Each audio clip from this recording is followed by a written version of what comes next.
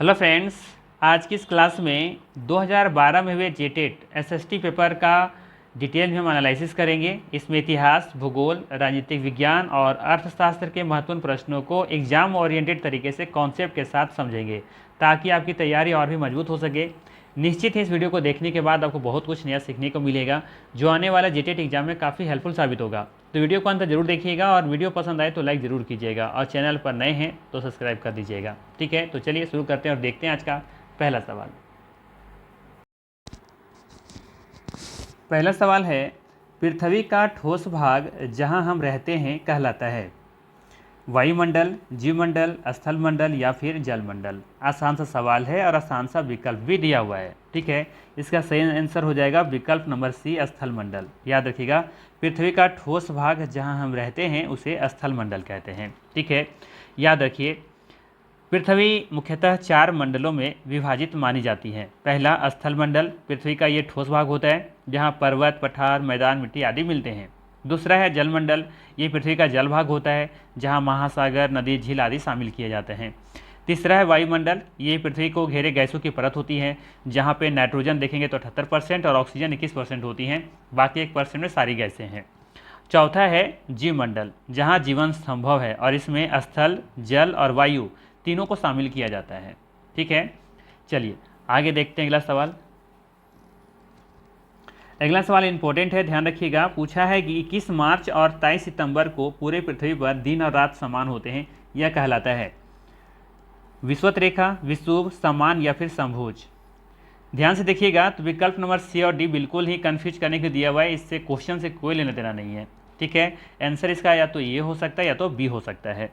ठीक है, बताइए इसका सही आंसर क्या होगा। इसका सही आंसर है विषुव, विकल्प नंबर बी यहाँ पे सही होगा। ठीक है, दिन रात बराबर होने की घटना को क्या कहते हैं, विषुव कहते हैं। ठीक है, याद रखिए, पृथ्वी सूर्य के चारों ओर परिक्रमा करती है और अपनी धुरी पर लगभग 23.5 डिग्री झुकी हुई है। इसी झुकाव के कारण दिन रात की अवधि बदलती रहती है, लेकिन वर्ष में 2 दिन ऐसे होते हैं जब पूरी पृथ्वी पर दिन और रात लगभग बराबर होते हैं, यानी कि 12-12 घंटे के होते हैं। 12 घंटा दिन, 12 घंटा रात। कौन सा वो 2 दिन है, तो एक है 21 मार्च और दूसरा है 23 सितंबर। ठीक है, 21 मार्च को वसंत विषुव कहते हैं जबकि 23 सितंबर को शरद विषुव कहते हैं। ठीक है ना, याद रखिएगा। चलिए आगे देखते हैं।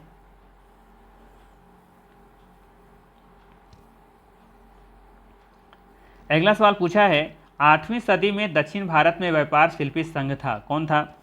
मणिग्रामम, ओसेवाल, बोहरा या फिर सेना। सेना तो खैर ये सैन्य दल हुआ करता था, तो ये तो खैर होगा नहीं। बचा आपके पास विकल्प ए, बी, सी। चलिए इसका सही उत्तर है विकल्प नंबर ए, मणिग्रामम। ठीक है ना, 8वीं सदी में दक्षिण भारत में व्यापार शिल्पी संघ का नाम क्या था, मणिग्रामम था। ठीक है, ये भी याद रखिए। राजस्थान के जैन समुदाय को क्या कहते थे, ओसेवाल कहते थे। ठीक है, राजस्थान के जैन समुदाय को क्या कहते थे, ओसेवाल कहते थे। जबकि बोहरा कौन थे, तो ये गुजरात के मुस्लिम व्यापारी समुदाय को कहा जाता था बोहरा। ठीक है, बाकी सेना तुमने कह दिया ना कि ये सैन्य दल था, कुछ इससे कोई संबंध नहीं है क्वेश्चन से। ठीक है, चलिए अगला सवाल देखिए क्या पूछा गया था। हमारे सौर प्रणाली में एक ग्रह को पृथ्वी का जुड़वा इनके आकार और प्रकृति के कारण कहा जाता है, वह ग्रह है, कौन सा ग्रह है। मंगल, शुक्र, नेपच्यून या फिर बृहस्पति। बताइए इसका सही आंसर क्या होगा। सही आंसर होगा इसका विकल्प नंबर बी, शुक्र ग्रह। ठीक है, विकल्प नंबर बी यहाँ पे सही होगा। याद रखिएगा, कुछ ग्रहों की विशेषताएं पृथ्वी से मिलती जुलती हैं, उसमें से एक नाम है आपका शुक्र ग्रह। ठीक है, इसका आकार, द्रव्यमान, घनत्व बिल्कुल पृथ्वी के समान है, इसलिए इसे पृथ्वी का जुड़वा बहन कहते हैं। ठीक है, तो विकल्प नंबर बी सही होगा। ठीक है, चलिए आगे देखते हैं। हाँ, यहाँ पे ध्यान रखिएगा, मंगल ग्रह को लाल ग्रह कहते हैं, रेड प्लेनेट कहते हैं। ठीक है, और इसके बाद है आपका नेपच्यून। ठीक है, तो नेपच्यून एक बाहरी या फिर गैसीय बर्फीला विशाल ग्रह है, ये ध्यान रखिएगा। और बृहस्पति तो सभी को पता होगा कि बृहस्पति ये सौरमंडल का सबसे बड़ा ग्रह है। ठीक है, चलिए हाँ, ये नेपच्यून के बारे में थोड़ा सा खासियत है इसका कि यहाँ पे बहुत तेज़ हवा चलती, बहुत तेज़ हवाओं के लिए प्रसिद्ध ग्रह है नेपच्यून। बहुत तेज़ हवाएं चलती हैं यहाँ पे, और ये सूर्य से ये 8वां ग्रह है। ठीक है, चलिए तो एक चीज़ और यहाँ फाइनली मैं बता दूँ, क्योंकि एग्जाम में पूछा जा सकता है सब फैक्ट। पृथ्वी का जुड़वा वाहन हो गया आपका शुक्र ग्रह, लाल ग्रह मंगल ग्रह हो गया, सबसे बड़ा ग्रह बृहस्पति हो गया, और सबसे गर्म ग्रह शुक्र को ही कहते हैं, ध्यान रखिएगा। बुध को नहीं कहते। बुध देखेंगे कि ये सूर्य के सबसे निकट में है, लेकिन बुध ग्रह सबसे गर्म ग्रह नहीं है। गर्म होने के सबसे गर्म ग्रह कह सकते हैं आप कौन सा है, शुक्र ग्रह है, जो कि पृथ्वी का जुड़ा बहन भी है।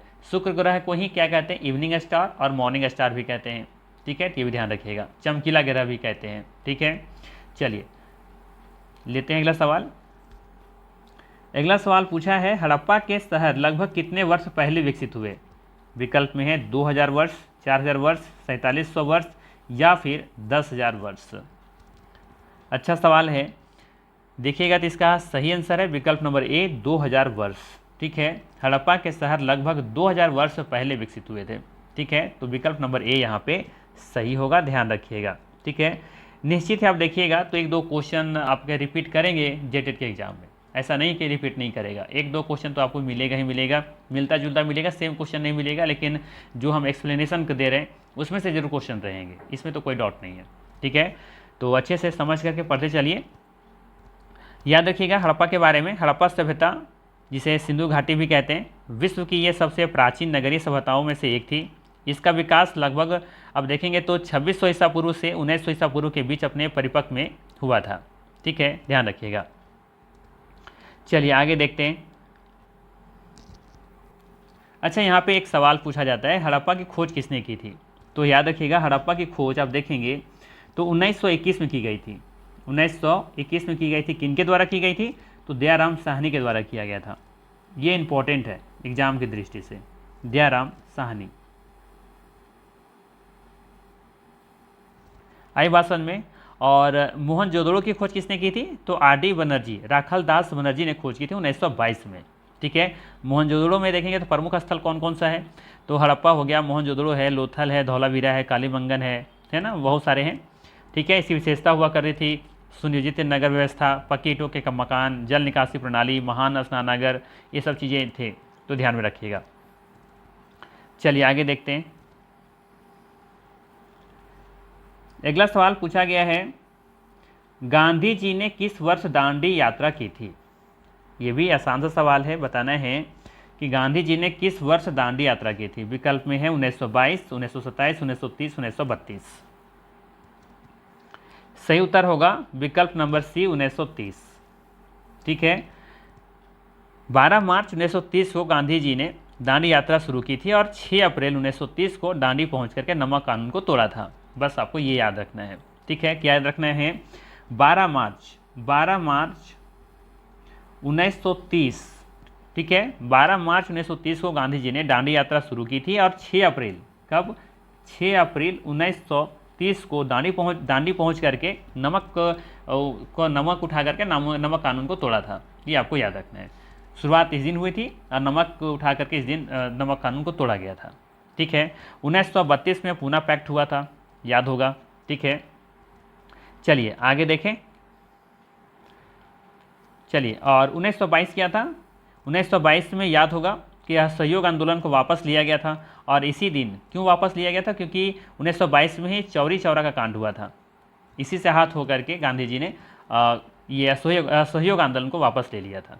ठीक है, चलिए, तो ये इंपॉर्टेंट है, ध्यान रखिएगा। 1927 में साइमन कमीशन आया था, ये पता होना चाहिए। चलिए अगला सवाल देखते हैं। अगला सवाल है, ग्रीनविच से होकर गुजरने वाली काल्पनिक रेखा है। विकल्प में है 0 डिग्री देशांतर रेखा, 180 डिग्री देशांतर पर, या फिर 90 डिग्री देशांतर पर, या फिर 45 डिग्री देशांतर पर। 0 डिग्री देशांतर पर होगा, रेखा पढ़ दिया शायद हमने गलती से।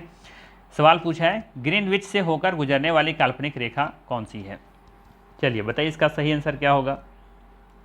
देखिए, अगर क्वेश्चन को डिस्कस कर रहे हैं ना, 60 क्वेश्चन है मेरे पास, 60 क्वेश्चन को अगर डिटेल्स में एक्सप्लेनेशन करना शुरू कर दे तो वीडियो मुझे लगता है बहुत लंबा हो जाएगा।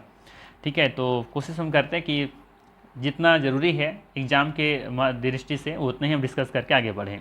ठीक है, तो चलिए इसका सही उत्तर होगा 0 डिग्री देशांतर पर। विकल्प नंबर ए सही होगा यहाँ पे। ठीक है, ग्रीनविच से गुजरने वाली प्रधान मध्याह्न रेखा को क्या कहते हैं? 0 डिग्री देशांतर रेखा कहते हैं। ठीक है। और भारत का मानक समय कितना है? 82.5 डिग्री पूर्व देशांतर, ठीक है। चलिए, और 180 डिग्री याद रखिएगा, 180 डिग्री देशांतर पर क्या है? अंतर्राष्ट्रीय तिथि रेखा स्थित है, ठीक है। चलिए अगला सवाल है क्षेत्रफल में सबसे बड़ा महाद्वीप कौन सा है? बताना है क्षेत्रफल में सबसे बड़ा महाद्वीप कौन सा है? विकल्प में दिया हुआ है अफ्रीका, एशिया, यूरोप या फिर उत्तरी अमेरिका। ध्यान दीजिएगा, क्षेत्रफल पूछा है। सही उत्तर होगा विकल्प नंबर, आप देखेंगे तो यहाँ पे एशिया महाद्वीप, ठीक है ना। विकल्प नंबर बी सही होगा, ठीक है। एशिया के पृथ्वी पर कुल 7 महाद्वीप हैं। एशिया, अफ्रीका, उत्तरी अमेरिका, दक्षिणी अमेरिका, अंटार्कटिका, यूरोप और ऑस्ट्रेलिया। ऑस्ट्रेलिया सबसे छोटा महाद्वीप है जबकि एशिया सबसे बड़ा महाद्वीप है, ठीक है ना, ध्यान रखिएगा। चलिए आगे देखें, बहुत सारे फैक्ट हैं जो जानना चाहिए, जैसे कि सबसे ऊंचा पर्वत कौन सा है? तो माउंट एवरेस्ट है जो कि एशिया में स्थित है। सबसे बड़ा पठार तिब्बत का पठार, ये भी एशिया में ही है, ठीक है।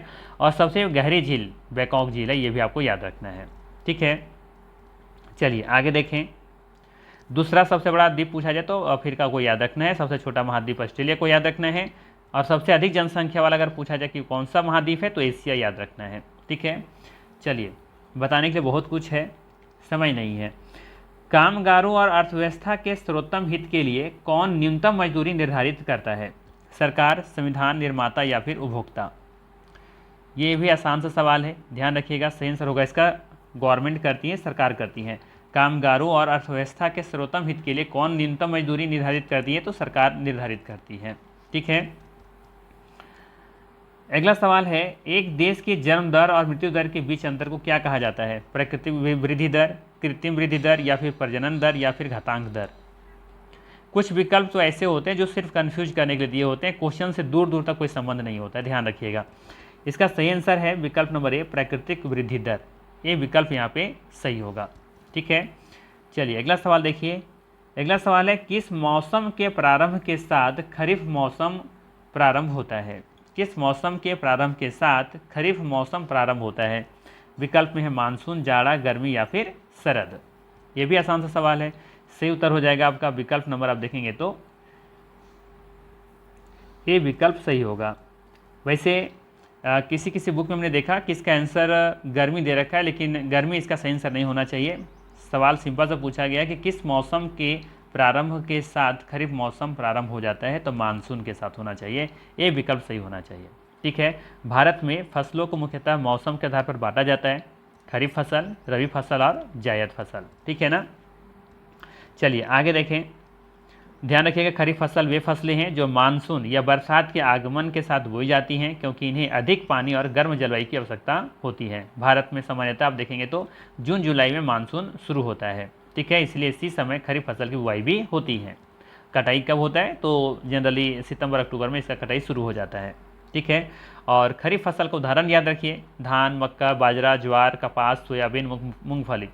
सोयाबीन जरूर याद रखिएगा, सोयाबीन अक्सर एग्जाम में कन्फ्यूज करने के लिए दिया जाता है, लोग समझ ही नहीं पाते कि सोयाबीन खरीफ फसल है, रबी फसल है या जायद फसल है। तो सोयाबीन जो है ना, सोयाबीन, मूंगफली और कपास, ये सभी याद रखिएगा, ये सभी खरीफ फसल के उदाहरण हैं, ठीक है। आगे बढ़ें, चलिए अगला सवाल है, भारतीय संविधान किसका अनुमोदन नहीं करता है? प्रजातंत्र, धर्मनिरपेक्षता, प्रभुसत्ता या फिर निरंकुशता?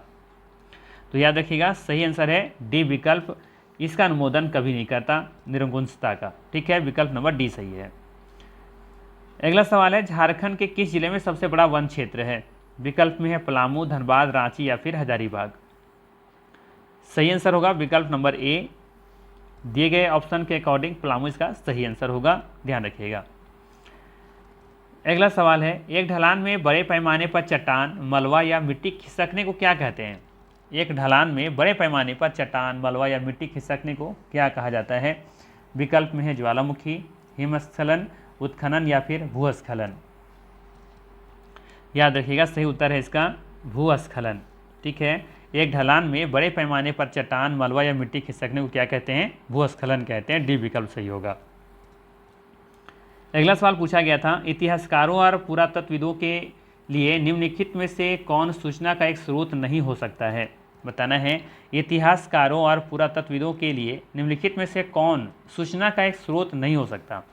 विकल्प में है अस्थियां, शिलालेख, भोजन, और डी विकल्प में अस्त्र और औजार। तो आसान सा विकल्प है, भोजन इसका सही आंसर है। भोजन नहीं हो सकता, बाकी आप देखेंगे तो अस्थियां हो सकता है ना, शिलालेख भी हो सकता है, अस्त्र और औजार हो सकता है, लेकिन भोजन नहीं हो सकता। सी विकल्प सही है। ये तो आसान सा सवाल था। अगला सवाल है कि सन 1757 में प्लासी युद्ध के पश्चात अंग्रेजों के द्वारा किस किले का निर्माण कराया गया था? विकल्प में fort Henry, fort Saint George, fort William या फिर फोर्ट एडवर्ड।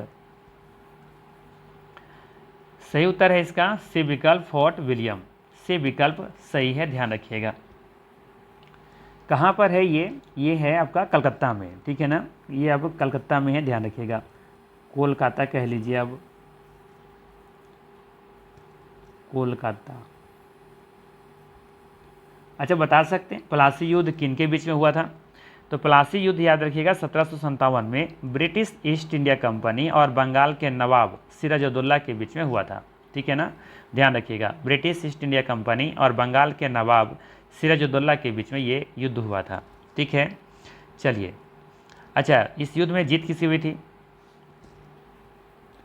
तो याद रखिएगा इस युद्ध में जीत हुई थी अंग्रेजों की। कारण क्या था? कारण था मीर जाफ़र का विश्वघात करना।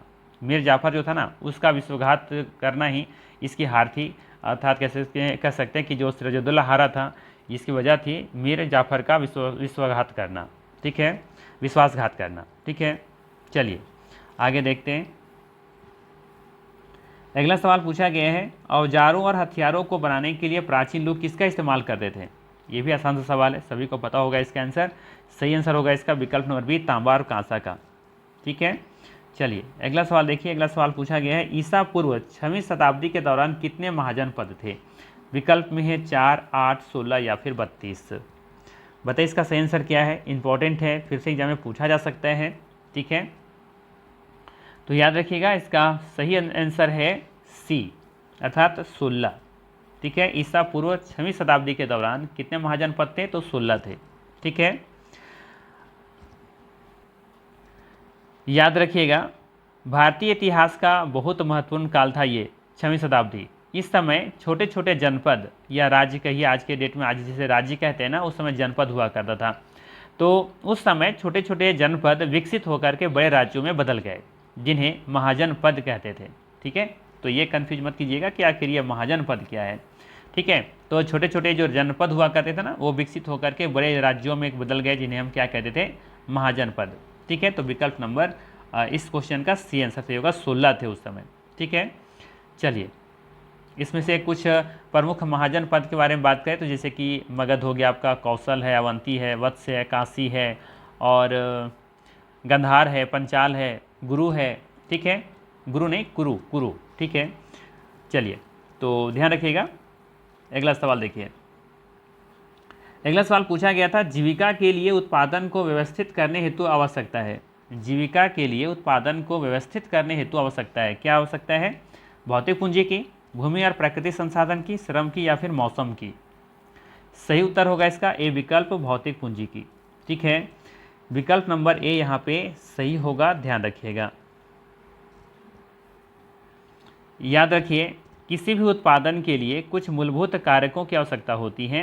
अर्थशास्त्र में मुख्यतः ये कारक माने जाते हैं भूमि, श्रम, पूंजी और उद्यमिता, ठीक है। ये सभी भौतिक पूंजी हैं, भूमि, श्रम, पूंजी और उद्यमिता, ठीक है। चलिए आगे देखते हैं। अगला सवाल पूछा गया था, एक धातु खनिज का उदाहरण क्या है? बॉक्साइट, ताम्र, क्रोमाइट और जिप्सम, ठीक है। एक अधातु खनिज के बारे में बताना है कि कौन सा एक अधातु खनिज है, बॉक्साइट, ताम्र, क्रोमाइट या फिर जिप्सम। सही उत्तर है क्रोमाइट, विकल्प नंबर आप देखेंगे तो सी सही होगा, ठीक है। चलिए आगे देखें। चलिए आगे देखते हैं। अगला सवाल पूछा गया था, अशोक के धम्म में केवल क्या शामिल था? बताना है कि अशोक के धम्म में केवल क्या शामिल था। विकल्प में है पारिवारिक समस्याओं का समाधान और निर्देश, पशुओं की बलि, ईश्वर की पूजा, दास और नौकरों का निरंतर होना। सही उत्तर है इसका विकल्प नंबर ए, पारिवारिक समस्याओं का समाधान और निर्देश। ए विकल्प यहाँ पे बिल्कुल ही सही होगा, ध्यान रखिएगा।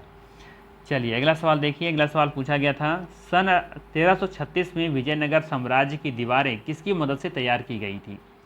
सन 1336 में विजयनगर साम्राज्य की दीवारें किसकी मदद से तैयार की गई थी? विकल्प में है मिट्टी, सीमेंट, खरल, पत्थरों को एक साथ गूंथ करके, है ना, पत्थरों को एक साथ गूंथ करके तैयार किया गया था, ऐसा लिखा हुआ है। चलिए सही उत्तर है इसका डी विकल्प, पत्थरों को एक साथ गूंथ करके विजयनगर साम्राज्य की दीवारें तैयार की गई थी। डी विकल्प सही होगा। अगला सवाल, न्यायपालिका का कार्य नहीं है, क्या इसका कार्य नहीं है न्यायपालिका का? विकल्प में है विवाद समाधान, न्यायिक समीक्षा, कानून बनाना, या फिर कानून और मौलिक अधिकारों को लागू करना। सही उत्तर है इसका विकल्प नंबर सी, कानून बनाना। ठीक है, न्यायपालिका का कार्य क्या नहीं है? तो कानून बनाना न्यायपालिका का कार्य नहीं है। ठीक है ना। याद रखिए, भारत में शासन व्यवस्था मुख्यतः 3 अंगों में बटी हुई है। कौन कौन? तो पहला है विधायिका,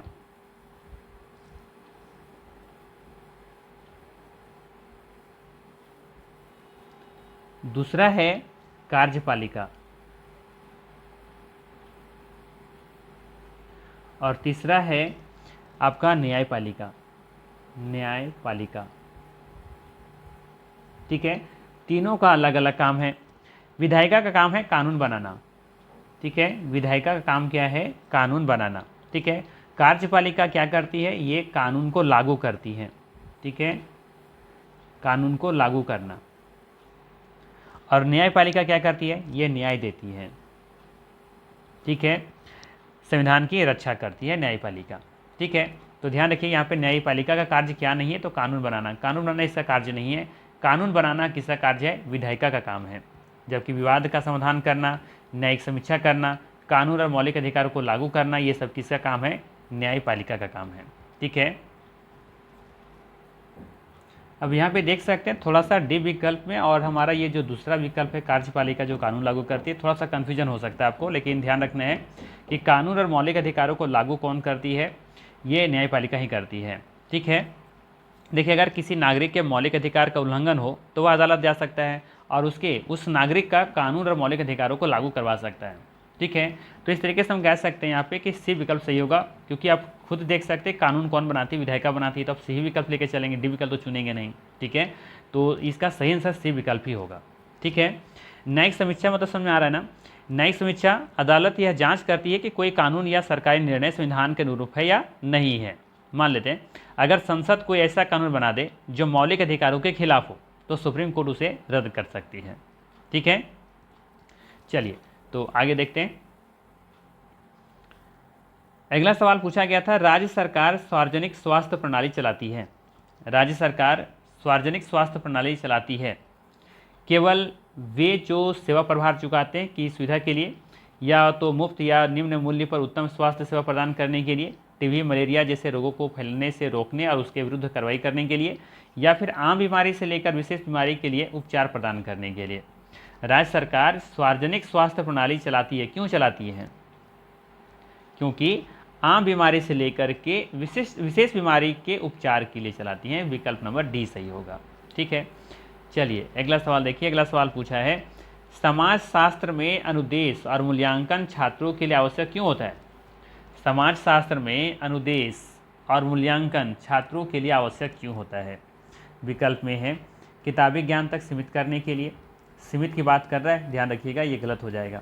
ठीक है, ज्ञान बढ़ाने के लिए हो सकता है, अनुशासनिक जांच में संलग्न होने के लिए, या फिर कक्षा रूम के अतिरिक्त संसार से जुड़ने के लिए। तो याद रखिएगा इसका सही आंसर होगा डी विकल्प, कक्षा रूम के अतिरिक्त संसार से जुड़ने के लिए। ठीक है, विकल्प नंबर डी सही होगा। अगला सवाल है, किसे सामान्यतः आधुनिक उद्योग का मेरुदंड कहा जाता है? विकल्प में है स्टील, बिजली, पावर या फिर लोग। किसे आधुनिक उद्योग का मेरुदंड कहा जाता है ये आपको बताना है। ठीक है, आसान सा सवाल है, कई बार आप लोग पढ़ चुके होंगे। अगर आपका सब्जेक्ट ज्योग्राफी रहा होगा तो आसानी से बता सकते हैं। ठीक है, तो इसका सही उत्तर होगा विकल्प नंबर ए स्टील। ठीक है, याद रखिएगा मेरुदंड का अर्थ है वह चीज़ जिसके बिना पूरा तंत्र सही ढंग से काम नहीं कर सकता। आधुनिक उद्योग मॉडर्न जो इंडस्ट्री है में कई प्रकार के उद्योग होते हैं, जैसे कि मशीन निर्माण, ऑटोमोबाइल, रेलवे, भवन निर्माण, जहाज निर्माण, रक्षा उद्योग। इन सभी में एक चीज़ लगभग हर जगह चाहिए, वो क्या है? स्टील है। इन सभी चीज़ों में एक चीज़ लगभग हर जगह चाहिए, वो क्या है? स्टील है। क्योंकि मशीन, औजार, भवन संरचना, पुल, वाहन, रेल लाइन आदि में स्टील का व्यापक उपयोग होता है। इसी कारण स्टील उद्योग को आधुनिक उद्योग का मेरुदंड कहिए या फिर बैकबोन ऑफ मॉडर्न इंडस्ट्री कहा जाता है। ठीक है, तो ये विकल्प सही होगा। अगला सवाल है, एक क्षेत्र की विविधता को सबसे अधिक प्रभावित करने वाला कारक क्या है? जातीयता, भाषा, विभिन्न प्रकार के वस्त्र पहनना या फिर भौगोलिक और ऐतिहासिक कारक। सवाल समझिए, एक क्षेत्र की विविधता को सबसे अधिक प्रभावित करने वाला कारक कौन सा है? सबसे ज़्यादा इफेक्ट कौन करता है? तो याद रखिएगा, भौगोलिक और ऐतिहासिक कारक। विकल्प नंबर डी सही होगा। अगला सवाल पूछा है, दिल्ली का प्रथम तुर्की शासक कौन था? दिल्ली का प्रथम तुर्की शासक कौन था? कुतुबुद्दीन ऐबक, महमूद गजनवी, अलाउद्दीन खिलजी या फिर मोहम्मद गौरी? बताइए इसका सही आंसर क्या होगा? सही उत्तर है विकल्प नंबर ए, कुतुबुद्दीन ऐबक। ठीक है ना, याद रखिएगा। मोहम्मद गौरी ने भारत पर आक्रमण किया और विजय प्राप्त की, लेकिन उसने भारत में अस्थायी रूप से शासन नहीं किया था। उसके सेनापति कुतुबुद्दीन ऐबक ने बाद में दिल्ली में स्वतंत्र शासन स्थापित किया। इसीलिए दिल्ली सल्तनत का पहला शासक और दिल्ली का प्रथम तुर्की शासक कौन है? कुतुबुद्दीन ऐबक को माना जाता है। ठीक है ना, याद रखिएगा। ये दिल्ली सल्तनत का संस्थापक भी कह सकते हैं कि था ये कुतुबुद्दीन ऐबक। इसकी स्थापना कब की गई थी? 1206 ईस्वी में। ये भी कहिए, गुलाम वंश का संस्थापक भी कौन था? कुतुबुद्दीन ऐबक ही था। ठीक है, इसकी उपाधि दी गई थी लाख बख्श। ठीक है ना, लाख बख्श का उपाधि क्यों दी गई थी? क्योंकि ये इनमें दान देने की प्रवृत्ति कह लीजिए या फिर दानशीलता के कारण है लाख बख्श कहा जाता था। ठीक है, और महमूद गजनवी के बारे में तो जानते होंगे, भारत पर ये 17 बार आक्रमण किया था।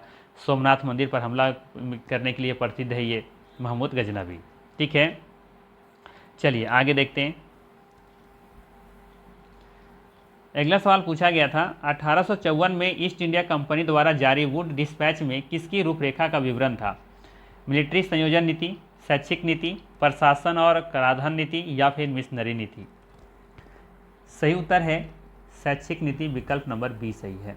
ठीक है, अगला सवाल, भारत में असमानता किस कारण से है? जाति और लिंग की वजह से, लोगों के धर्म की वजह से, प्रतिष्ठा की वजह से या फिर मौद्रिक स्तर की वजह से? ये थोड़ा सा कन्फ्यूजिंग वाला सवाल हो सकता है, बट इसका सही उत्तर है जाति और लिंग की वजह से। ये विकल्प सही है। ठीक है ना, भारत में असमानता किस कारण से है? तो जाति और लिंग की वजह से। अगला सवाल है, विविधता में एकता। विविधता में एकता वाक्य किसने कहा था? ये तो सभी को पता होगा, आसान सा सवाल है। सही उत्तर है जवाहरलाल नेहरू। ठीक है ना, ध्यान रखिएगा, यूनिटी ऑफ डाइवर्सिटी। विविधता में एकता का अर्थ है अलग अलग भाषा, धर्म, संस्कृति, पहनावा, खान पान और परंपराएं होने के बावजूद एक राष्ट्र के रूप में एकजुट रहना। ठीक है, तो इसलिए किसने कहा था ये बात? तो ये जवाहरलाल नेहरू ने कहे थे। ठीक है, विकल्प नंबर सी सही होगा। अगला सवाल है, समाज शास्त्र में शिक्षण और ज्ञानार्जन शक्तिशाली होते हैं जब ये निम्नलिखित तरह के होते हैं सिवाय चुनौतीपूर्ण और सक्रिय, अर्थपूर्ण, कठिन और श्रमक या फिर मूल्य आधारित? आसान सा सवाल है। सही आंसर होगा इसका विकल्प नंबर डी, मूल्य आधारित। याद रखिएगा, समाज शास्त्र का उद्देश्य केवल रटना नहीं होता, बल्कि छात्रों को समाज, लोकतंत्र, नागरिकता, समस्याओं और वास्तविक जीवन से जोड़ना होता है। ठीक है, अच्छा शिक्षण कैसा होना चाहिए? तो एक्टिव होना चाहिए, सक्रिय होना चाहिए, मीनिंगफुल होना चाहिए अर्थात अर्थपूर्ण होना चाहिए, वैल्यू बेस्ड होना चाहिए यानी मूल्य आधारित होना चाहिए। ठीक है, भागीदारी वाला होना चाहिए। ठीक है, तो यहाँ पे देखेंगे तो डी विकल्प सही होगा। चलिए आगे देखते हैं अगला सवाल। अगला सवाल है, 18वीं सदी में मुगल साम्राज्य के पतन चरण के दौरान राजपूत राज्यों को क्या कहा जाता था? इजारेदार, नायक, महाराज या फिर वतन जागीर? सही उत्तर है वतन जागीर। विकल्प नंबर डी सही होगा। अगला सवाल है, अर्थव्यवस्था बढ़ने के साथ समाज की व्यवस्था का आधार बना, वर्ग, जाति, सैनिक या फिर धन? अर्थव्यवस्था बढ़ने के साथ समाज की व्यवस्था का आधार क्या बना था? वर्ग, जाति, सैनिक या फिर धन? सही उत्तर है इसका, ध्यान रखिएगा, वर्ग, अर्थात ए विकल्प सही होगा। ठीक है, आधुनिक आर्थिक विकास के साथ समाज में वर्ग आधारित विभाजन बढ़ा। उदाहरण के रूप में उच्च वर्ग, मध्यम वर्ग और निम्न वर्ग। ठीक है, ये विभाजन इनकम, ऑक्यूपेशन यानी कि पेशा और धन पर आधारित होता था। ठीक है, तो विकल्प नंबर ए यहाँ पे सही हो जाएगा। अगला सवाल है 1857 के गदर के दौरान झांसी की रानी का जनरल कौन था? भारत सिंह, ठीक है, भारत सिंह है या फिर भगत सिंह है? ये टाइपिंग मिस्टेक है, यहाँ पे भगत सिंह होना चाहिए था। चंद्रशेखर आजाद, हैदर अली या फिर तात्या टोपे? सही उत्तर है तात्या टोपे, विकल्प नंबर डी सही होगा। ठीक है, चलिए अगला सवाल है उचित राशन दुकान बहुत लोकप्रिय नहीं है क्योंकि? उचित राशन दुकान बहुत लोकप्रिय नहीं है क्योंकि दुकान का अनियमित खुलना, व्यापारियों द्वारा धोखाधड़ी जैसे कि बेहतर कमाई के लिए खुले बाजार में खाद्यान्नों को बेचना, निम्न क्वालिटी के खाद्यान्नों को बेचना या फिर कार्ड का अनुपलब्ध होना। क्या कारण है कि उचित राशन दुकान बहुत लोकप्रिय नहीं है? सही उत्तर है इसका विकल्प नंबर आप देखेंगे भी विकल्प सही होगा। व्यापारियों द्वारा धोखाधड़ी जैसे कि बेहतर कमाई के लिए खुले बाजार में खाद्यान्नों की बेचना। ठीक है, बात करें यहाँ पे पहला विकल्प के बारे में जो दे रखा है ना, दुकान का अनियमित खुलना, यह समस्या है लेकिन मुख्य या फिर सबसे बड़ा कारण नहीं है। लोग परेशान होते हैं लेकिन इससे अकेले पूरी व्यवस्था कह सकते हैं कि अनपॉपुलर नहीं हो जाती। ठीक है, बी विकल्प सही होगा, है ना। इसे ध्यान रखिएगा कि इसे ही क्या कहते हैं, कालाबाजारी कहते हैं। क्या होता है इसमें? सरकार सस्ता अनाज लाभार्थियों को देने के बजाय बाजार में ऊंचे दाम पर बेच देते हैं। इससे क्या होता है, गरीबों को अनाज नहीं मिलता, भ्रष्टाचार बढ़ जाता है, भरोसा टूटता है। तो बी विकल्प सही लग रहा है यहाँ पे। ठीक है, सी विकल्प दे रखा है निम्न क्वालिटी के खाद्यान्नों को बेचना। ठीक है, यह भी समस्या लेकिन ये सबसे बड़ा सिस्टमेटिक कारण नहीं हो सकता। फिर कार्ड का अनुपलब्ध होना। ठीक है, तो ये भी कुछ लोगों के लिए इशू हो सकता है, सभी के लिए नहीं। ठीक है, तो जो सही आंसर दिख रहा है वो बी विकल्प उचित लग रहा है ये। ठीक है, चलिए अगला सवाल देखिए। फसल उगाने के लिए पहाड़ी ढालों को सीढ़ियों या सीढ़ीनुमा आकार में काटना कहलाता है। क्या कहलाता है? सीढ़ीनुमा खेती, फसल चक्र, रबी फसल या खरीफ फसल। कहा ना, बहुत सारे ऐसे क्वेश्चंस होते हैं जिसके विकल्प इस तरीके से दिए होते हैं जिसका क्वेश्चन से कोई लेना देना नहीं है दूर दूर तक। ठीक है, तब फसल उगाने के लिए पहाड़ी ढालों को सीढ़ियों के या सीढ़ीनुमा आकार में काटने को क्या कहते हैं? इसको कहते हैं सीढ़ीनुमा खेती। कुछ इस तरीके से, कोई पहाड़ होता है ना इस तरीके से, तो क्या होता है यहाँ पे जो काटी जाती है ना कुछ इस तरीके से, इस तरीके से। इससे क्या होता है कि जब पानी का ढलान होता है ना, वो इससे गति थोड़ा कम हो जाती है, जिससे क्या होता है कि यहाँ पे मिट्टी का कटाव कम होता है या फिर फसल बर्बाद नहीं होते ज़्यादा। अगर हम सीधे तरीके से खेती करना शुरू करें तो ये जो पानी होगा बरसाती दिनों में या फिर जो पानी बह के आ रही है वो तो उसकी गति तेज़ होगी, जिससे क्या होगा कि मिट्टी काट के ले जाएगा और फसल भी बर्बाद हो जाएंगे। इसी वजह से हम लोग क्या करते हैं, फसल उगाने के लिए पहाड़ी ढालों पर सीढ़ियों या सीढ़ीनुमा आकार में हम काटते हैं, कुछ इस तरीके से सीढ़ीनुमा। ठीक है, तो इसे क्या कहते हैं? सीढ़ीनुमा खेती कहते हैं।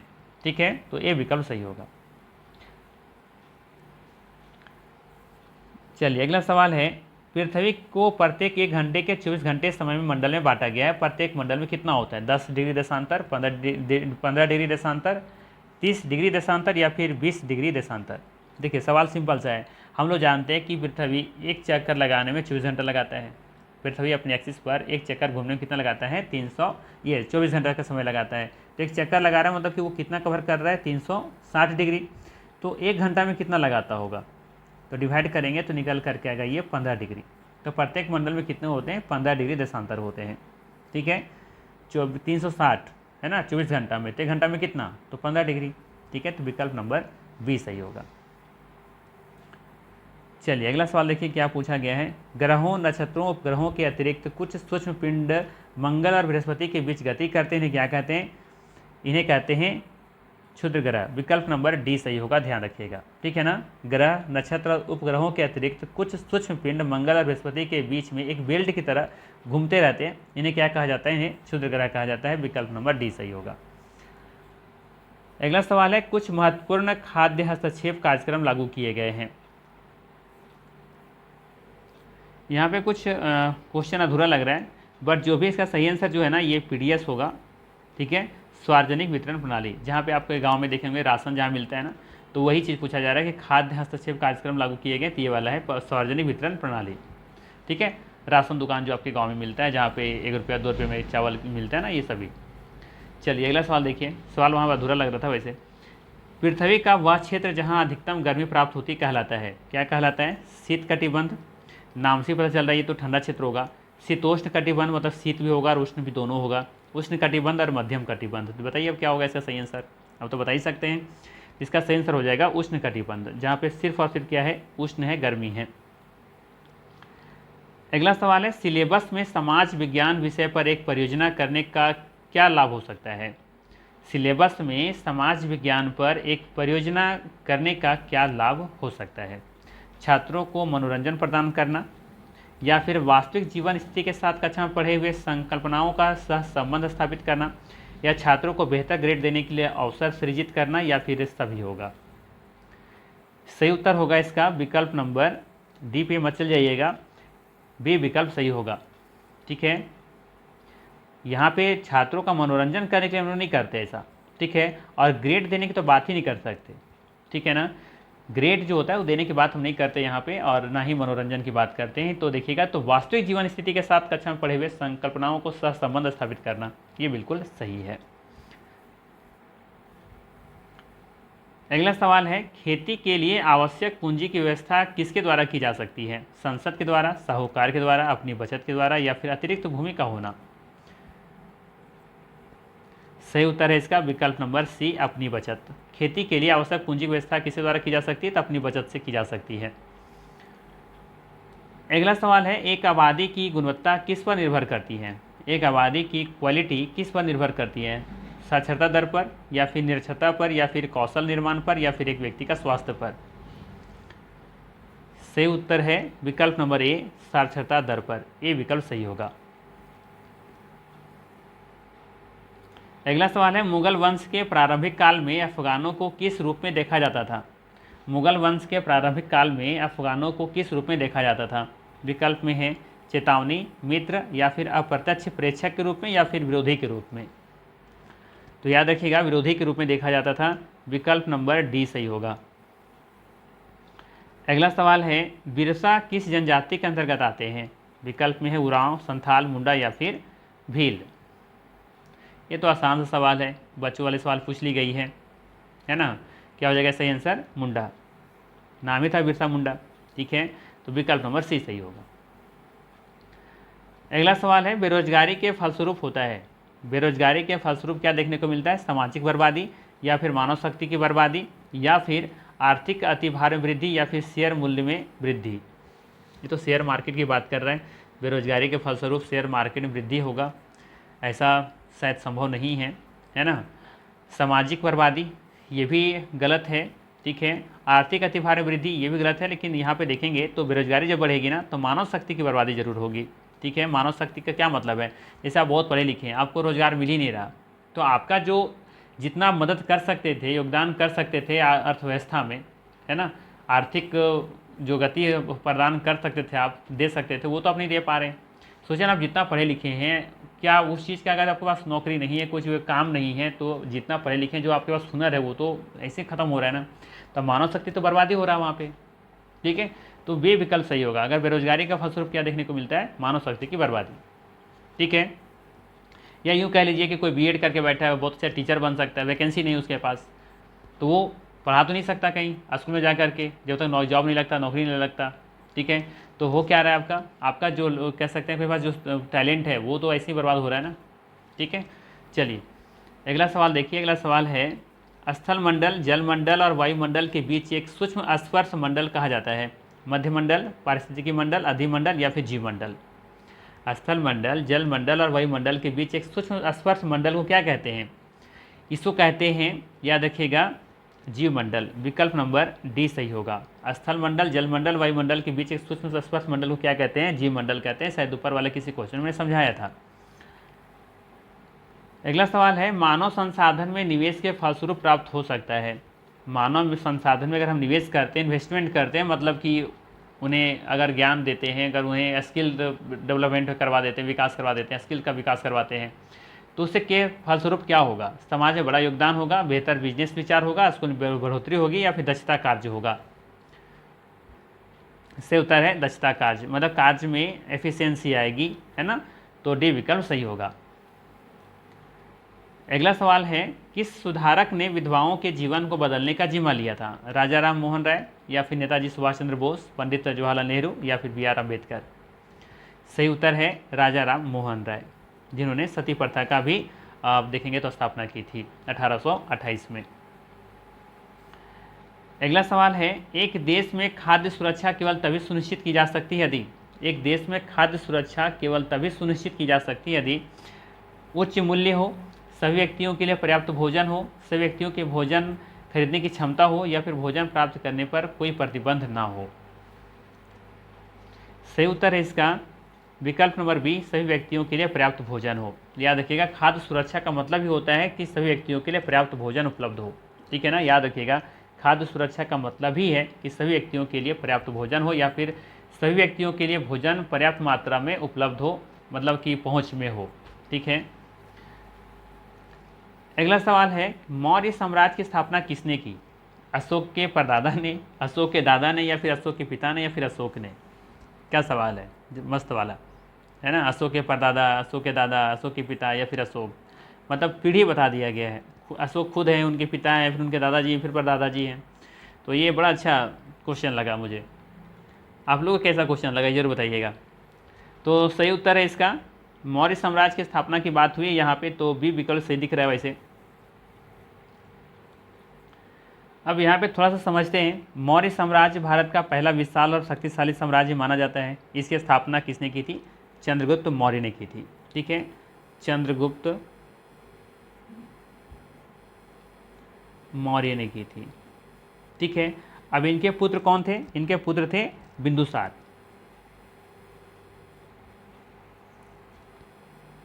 और बिंदुसार के पुत्र थे अशोक। ठीक है, अब देखिए, इनके पिताजी हुए और ये इनके दादाजी हुए, तो इसका मतलब है अशोक के दादा इसका सही आंसर है। ठीक है, तो याद रखिएगा, मौर्य साम्राज्य की स्थापना किसने की थी? चंद्रगुप्त मौर्य ने की थी। सवाल घुमा के पूछा गया है। ठीक है, चलिए आगे देखें।